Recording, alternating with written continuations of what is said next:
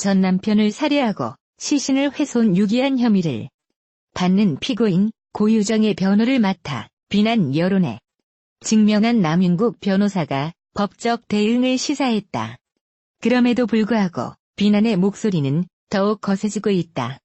남 변호사는 지난 13일 오후 자신의 블로그에 형사사건 변호와 관련한 입장이라는 제목의 글을 남겼다.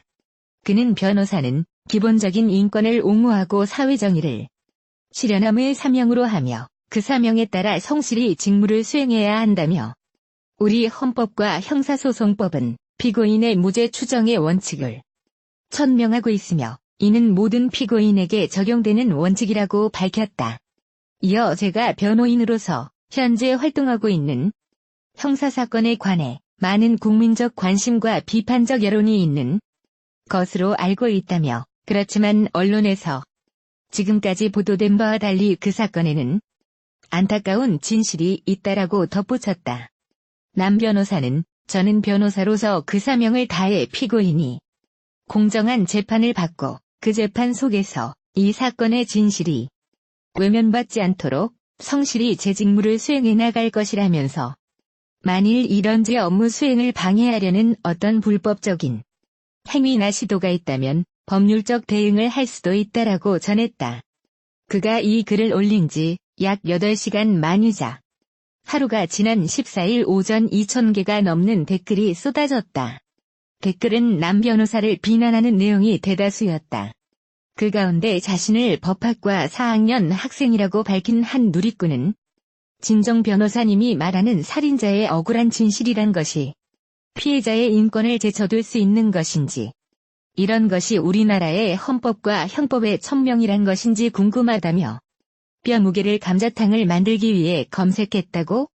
보편적으로 그렇게 생각이 안 드는 것 변호사님도 아시지 않나라고 댓글을 남겼다. 이 누리꾼은 이렇게 국민들이 들끓고 여론이 안 좋은 것이 이해가 안 가시는가? 그러면 납득이 가게. 그 여자의 억울한 진실을 풀어달라. 저는 이 사건에 대해 정말 큰 충격을 받았다. 그 억울한 진실로 살인자가 응당받아야 할 처벌을 받지 않는다면, 그게 현실이라면 저는 더 이상 법조인이 되기 위한 공부를 하고 싶지 않다라고 덧붙였다.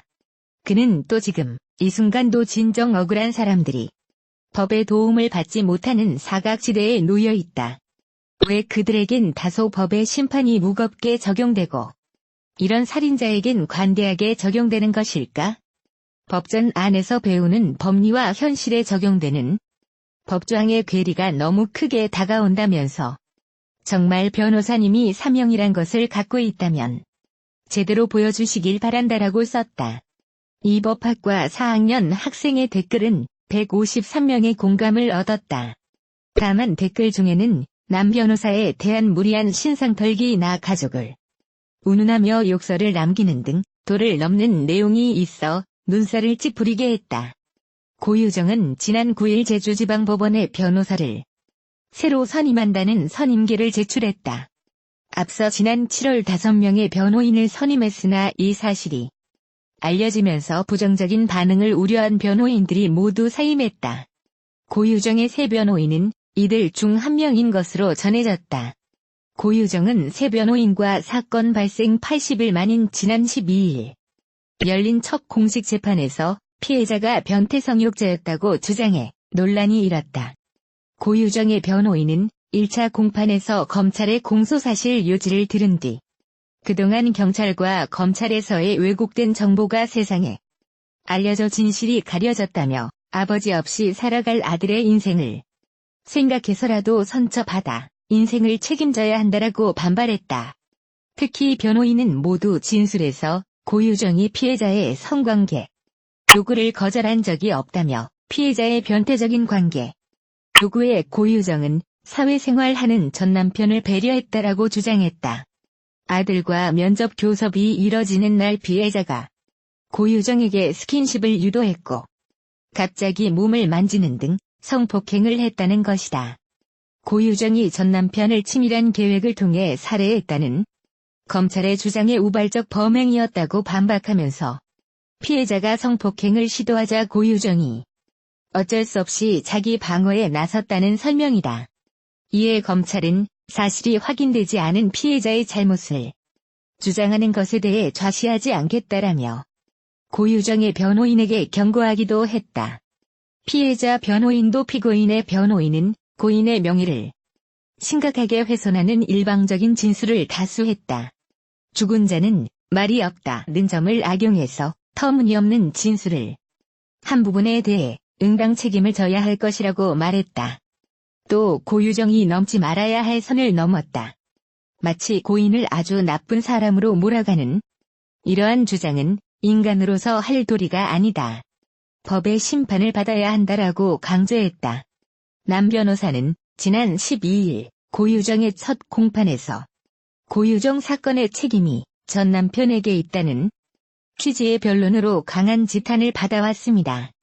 고유정의 다음 재판은 다음 달 2일 오후 2시에 열린다. 남 변호사는 지난 13일 헤럴드 경제와의 전화통화에서 고유정이 치밀한 계획을 세우고 남편을 살해했다는 수사기관의 주장을 반박하며 이같이 말했다. 검찰의 공소사실을 보면 고유정은 재혼한 현재 남편과의 결혼생활 유지를 위해 수면제 졸피뎀을 전 남편에게 먹인 뒤 살해했고 살해 전에는 시신 처리를 위해 뼈의 무게, 강도 등을 검색했다. 남 변호사는 형사사건 재판은 공소사실을 다투는 것이고 그 내용이 입증 가능한가의 문제라며 검찰에서 주장하는 것처럼 고유정이 남편을 살해할 준비가 있었느냐, 계획이 있었느냐를 보는 것인데 현재까지 검토한 기록상으로는 계획된 범죄라고 볼 수 없다고 말했다. 남 변호사는 계획적 범행의 근거로 공소장에 적시된 졸피뎀 검출 사실과 관련해서는 제가 검토한 기록에서는 피해자인 전 남편의 혈흔에서는 졸피뎀이 나온 사실이 없다며 고유정 씨의 모발에서 졸피뎀이 나온 것은 분명하다고 했다. 이어 검찰이 명백한 증거가 있다고 반박을 하면서도 피해자의 혈흔 안에서 졸피뎀이 발견됐다는 말을 했다. 피해자의 혈흔과 고유정의 혈흔이 섞인 곳에서 졸피뎀이 나왔을 수 있다고 말했다. 검찰이 계획적 범행의 또 다른 증거로 든 뼈 등의 검색 기록과 관련해서도 검찰이 수천 건이 넘는 고 씨의 검색 기록에서 14개에서 15개 단어를 뽑아냈다며 검색 기록은 앞뒤가 있다. 전체 검색 기록을 보면 그 부분이 납득이 가능하지만 검찰은 일부만 뽑아 공소사실에 적시했다고 거듭 강조했다. 특히 남 변호사는 일반적으로 살인을 계획하면 살인과 관련된 검색어와 단어 등을 집중적으로 검색을 한다며 하지만 고 씨의 검색에는 그 흐름이 없다고 말했다. 이어 감자탕, 보신용 음식도 같이 검색을 하면서 넘어간 것이라며 고유정의 검색 흐름을 따라 들어가다 보면 뼈의 강도 등과 관련된 검색어가 결국은 다이어트로 이어졌다고 했다. 검색어 혈흔에 대해서도 고 씨는 유산 이후 면 생리대를 착용했다며 면 생리대 제품을 검색하다 잘 지워지지 않은 혈흔에 대한 검색 기록이 나온 것이라고 했다. 고유정은 2018년 9월 2019년 2월 두 차례 유산 이후 면 생리대 제품을 사용한 것으로 알려져 있다.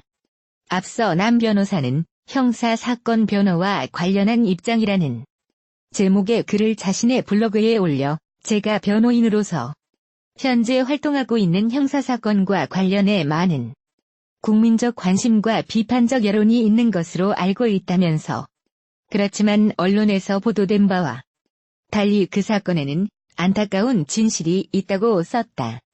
피해자인 전 남편의 유족과 변호인 측은 고유정 측의 주장에 대해 주군자는 말이 없다는 점을 악용해 고인의 명예를 심각히 훼손하는 말까지 하고 있다고 강하게 반발하고 있다.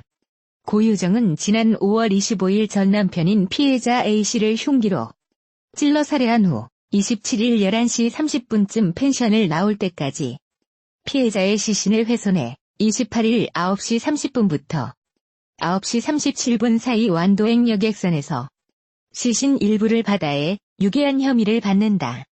제주에서 전 남편을 살해한 피의자 고유정의 사진이 추가 공개됐다.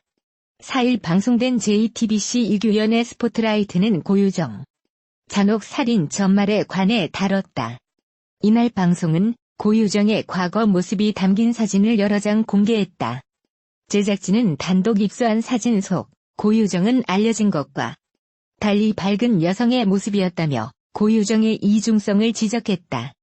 제작진이 공개한 사진 속 고유정의 모습은 학창시절과 20대 시기로 추정되며 교복을 입고 포즈를 취하거나 길거리에서 새침한 표정으로 카메라를 응시하는 모습 등이 담겨 있다.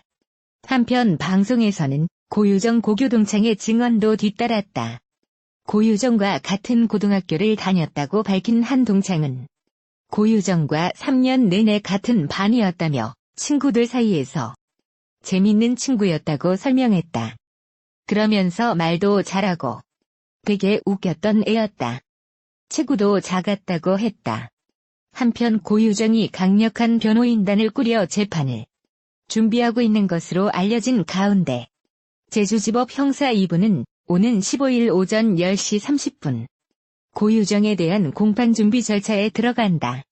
공판준비 절차는 정식 심리에 앞서 공소사실에 대한 피고인 측 입장과 쟁점을 정리하고 심리 계획을 세우는 절차로 피고인이 직접 재판에 출석할 의무는 없다. 이번 재판의 가장 큰 쟁점은 전 남편을 살해한 고유정의 범행이 계획적이었는지 여부다.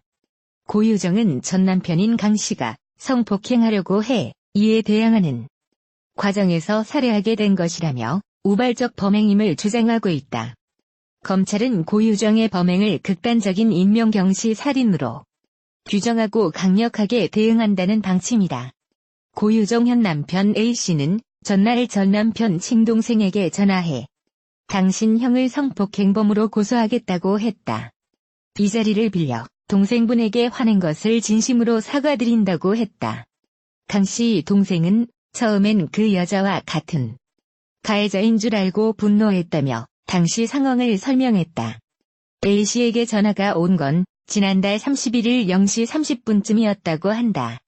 강 씨가 지난달 25일 이혼 후 2년간 못 보던 아들을 만나러 전처 고유정이 예약한 제주시 주촌읍 한 무인 펜션에 갔다가 가족과 연락이 끊긴 지 엿새 만이었다. 강 씨 동생은 정확히 고유정 남편입니다. 형 바꾸라고 했다. 제가 못 바꾼다. 나한테 얘기하라고 하니 성폭행범으로 형을 고소하려고 한다고 했다. 당장 가서 경찰에 고소하라고 했다. 너무 화가 나 언성이 높아졌다. 그러자 가족 아니냐. 평생 전자발찌나 차고 살아라 하고 끊었다고 전했다. 그는 협박성 전화였고 형 죽음을 확신했을 때여서 더욱 화가 났다. 하지만 시간이 지날수록 공범이 아닌 것 같았다고 했다. 강 씨 동생은 무엇보다 그 여자의 사전 계획을 증명할 수 있는 결정적 증거 물품인 졸피뎀을 현 남편이 찾아줬지 않느냐고 마음이 누그러진 배경을 설명했다. 경찰에 따르면 A씨는 지난 5일 고유정과 면회 과정에서 파우치 작은 주머니가 압수됐느냐는 고씨 물음을 수상히 여겨 여행용 가방에서 약봉지를 발견해 경찰에 이 사실을 알렸다.